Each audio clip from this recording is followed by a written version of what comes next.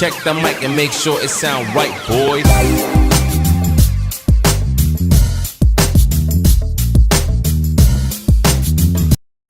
Yo, what's up mga tropa peeps?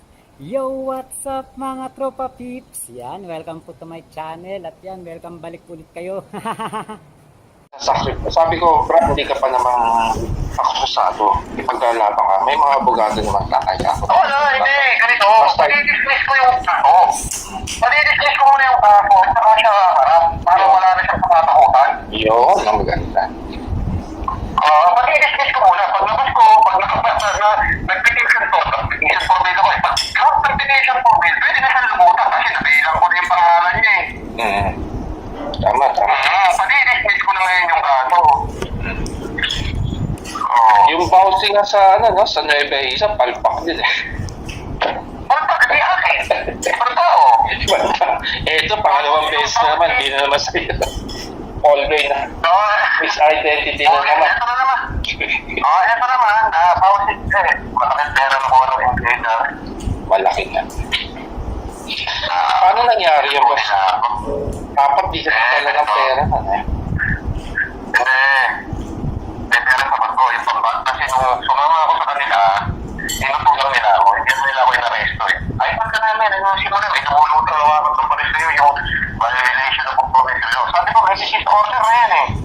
Eto, inumulutang pa din pa eh. Sulat ka na lang. Idol ka namin yan. Yan ang sabi. Sabi nun, siguro, at saka yung siguro. So, umuto pa ako. Ngayon, eto na. Sumunod ako. Sabi ko, pwede pa mamaya no? Kasi pinabayaran pa ako. May bigat kay Pap Montas na naghihintay nun eh. Nung araw na yan eh. Nag-distribute ako ng tikas at tama ko ng trailer ng kalabasa. At saka isang trailer na tikas eh. Napanood namin yan. Napanood ko yan. So, yung oras na yan eh. Sabi niya, sir, sakit lang. 15 minutes lang. Sumunod ako using my own car. At dating doon, nagpa-interview na agad. Na-arresto daw ako. Meron daw akong rape. Meron daw akong estapa. Pinakamalaking scammer daw ako. Bakit wala naman? Bakit human trafficking ang kaso? Asan yung estapa? Asan yung scammer? Asan yung rape? Asan yung bounty? Asan? Di ba? Oo, tama. Mali, parang... Wala, mag-public apology lang yung NBI. Tapos na pa eh. Wag, boss. Wag. Tama lang. Apology lang, tatapusin ko na lang eh. Boss, yung nasa taas ay hindi asang-ayon kila Bill. Dinadaan lang nila sa proseso, maniwala sa hindi sila sang-ayon. Yung ibang division ng NBI hindi sang-ayon. Kaya nasisira ang bureau ng dahil sa cybercrime sa ginawa nila. Kaya lumabas eh. Kaya nanahimik sila eh. Dahil sinampahan na ng kaso ng check si Vic. Kaya lumabas na talagang totoo nga na may extortion na nangyayari sa to. So yun yung iniimbestiga ngayon. Teka lang boss, at malalabas yan. Kinasuhan pa ni Atty. Bastido. Yun, tuloy lang yan. Para at least pang-support. Hindi pa ako nagkakaso si Atty. pa lang. Si Vic, sa totoo lang boss, sinusukan na nila yan. Oo, sinusukan na yan doon sa loob. Sa totoo lang. Walang kumakampi dyan. May kakampi siya, yung Labing. Yung Deputy Labing. Oo, pero yung ibang division, boss, marami kasi mga division yan. Saklo niya lang yung cybercrime eh. Hindi naman niya hawak yung anti-terrorist group, anti-gram. Hindi naman niya hawak eh. Yung CID, hindi naman. May mga kanya-kanyang division niya. Yung saklo niya lang yung cybercrime. So, dun siya yung division niya lang, yun yung questionable sa Europe, saka yung director. Sip-sip siya dun eh. Alam mo naman magaling sa yun, parang bakla yan. Kung makikita mo yung mga text, pakikita ko yung mga text namin yan, yung conversation namin kung paano kami magtapos. Dali puta. Parang bakla lang kasi nagsasabi ng gano'n. Kaya nga si Yama, yung nakakausap ko eh, sabi ko wala ka pa dyan, yung nandyan ako. Kailan ko lang, 20. Kaya ako, i-background mo ako mula 2000, mula kay Director Opinion. Hanggang sa kay Gatdula. Tinatameme siya. Kung di mo pa i-validate, tingnan mo si John Brosas dyan, yung pinakamatandang NBI dyan ng anti-graft sa pagiging anti-terrorism. Pinalidate nga. Ano ba, sumama ka na lang sa amin. Sabi niya sa akin. Sabi, teka muna, hindi ako sasama. Bakit? Ang pinaglalaban ko, hindi katotohanan. Pangalawa, hindi ko kilala yung sinasabi mo, Francis. Inaano ko yung division mo ka ako, linisip mo, nakakasama ka ako ng yung imahe sa atin. Text pa naman, sama ka na sa grupo namin. Sa akin ang text yan. Hindi niya alam na nakakausap ko si Yama, hindi niya alam nakakausap ko si Atty. Johnny. Ay, natimbrehan ako ni Atty. Johnny na may namatay sa NBECA. Anong ginawa niyo? Tapos yung 4 na tao, yun ang ginawa niyo. Masyado yung pinahirapan.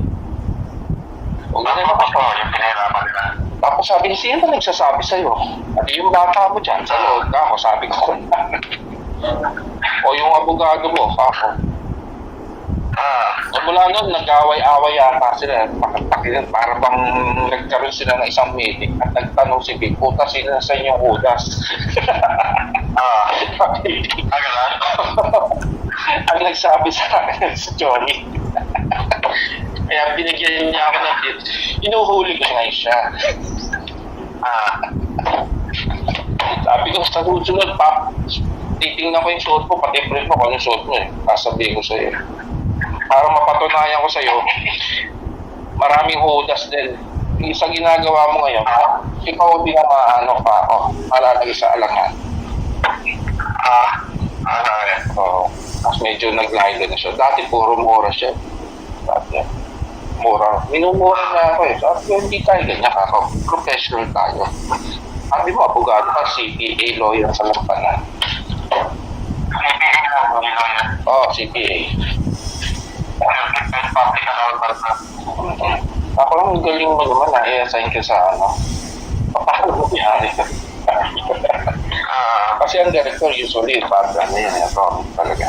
Abogado, may knowledge. Kasi pag may problema, at least, chief, matagal na siya eh. Kaya, dami nang na-extortion na tao. Public account nila, okay na ako.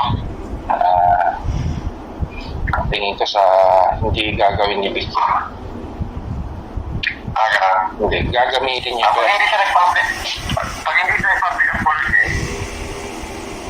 okay? Hindi, basta ang magpapalakas sa iyo at taong bayan, ay yun ang nagmamahal sa iyo. Dahil kahit na sinong mataas dyan, pag ang taong bayan ang nasa likod mo, hindi ka kayang panggayin. Taong bayan ang nagmamahal sa iyo, Francis. Alam mo, sa totoo lang, kung di ba magkakaroon ko ng pagkakataon na ako naging presidente ng Pilipinas. Halimbawa lang, sabi na tatanggalin ko Congress, tatanggalin ko Senate. Oo, parliament government. Hindi, yung dapat yung pera ng Pilipinas, yung 6 trillion na budget taon-taon. Ibigay mo lahat sa tao yan, 6 trillion yan. Ibigay mo lahat sa tao, may tigda 2 million, 200 million Pilipinos. 2 trillion na lang yun. Yung 200 million na Pilipino, kasi mo tigda 2 million, 4 trillion na lang yan. Laki na. Diba? Kaya ang budget natin, 6 trillion. Annually. Ano eh, 6 trillion, 6.5 trillion ang budget natin taon-taon. Napupunta man naman sa Congress pa. Yes. Ang pera, bigyan mo sa tao yan. Oo. Diba? Francis, kung halimbawa maging senador ka, buwagin mo oligarko. Yun lang nagpapahirap sa atin, yung oligarko. Ikaw yung magiging boses namin. Kapatid, hindi pa nga ako kapitan eh. Hindi nga ako kagawad ng barangay. Ito mo yung ginawa ko, okay na ginawa. Uwi na ako ang uwi sa division ko ng lugar ng puro. Alam mo ba kung ano nakatira doon? Pag-ibig ha? Ano nakatira si Green Meadow? Yeah. Mga nakatira doon, minimum na yung senador. Sige. Presidente. Ating presidente. Asawa ng dating At bit ng dating presidente, senador, dating senador, mga naging senador, assemblyman, Policarpo, yung sa senador. Ang tindi ah. May-ari ng Agoda Philippines, may-ari ng Hortaleza, may-ari ng SM. Ano na si Crineto? Ang ganda nga nangyari yung naging sitwasyon mo. Napakaganda. Ang ganda ng epekto. Perfect. Alam mo, lahat ng politiko hinangat yung kasikatan ko. Pero wala. Lahat ng politiko hinangat nila na may magmahal sa kanilang taong bayan. Wala nga makikita politiko na mga ng taong bayan eh. Sa totoo lang, Duterte lang. Boss, matanong kita. Matanong kita doon sa mga natulungan natin. Ano ba masasabi mo?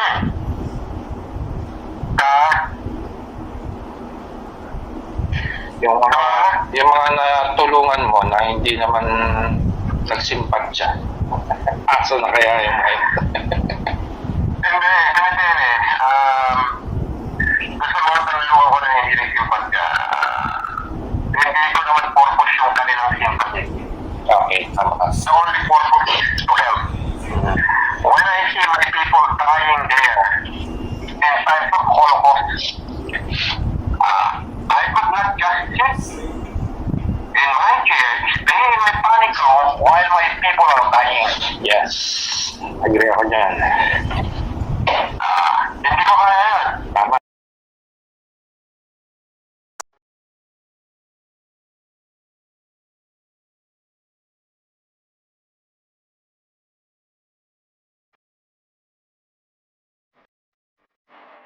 Kinakamusta nyo ako? Eto ayos lang naman, hanggang ngayon ay tinatama ang maling nakaraan. Patawad nga pala sa lahat ng nasaktan at nasugatan ng mga salita kong maanghang. Pero magkaayos, siguro wag na lang kung gusto nyo ng plastikan, wag ako, iba na lang.